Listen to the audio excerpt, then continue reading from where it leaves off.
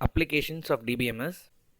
Hospital, the management usually stores the patient details such as patient's age, address, phone number, their last date of admission, the doctor whom they regularly meet, their previous medical conditions. So these things are usually stored in an hospital database.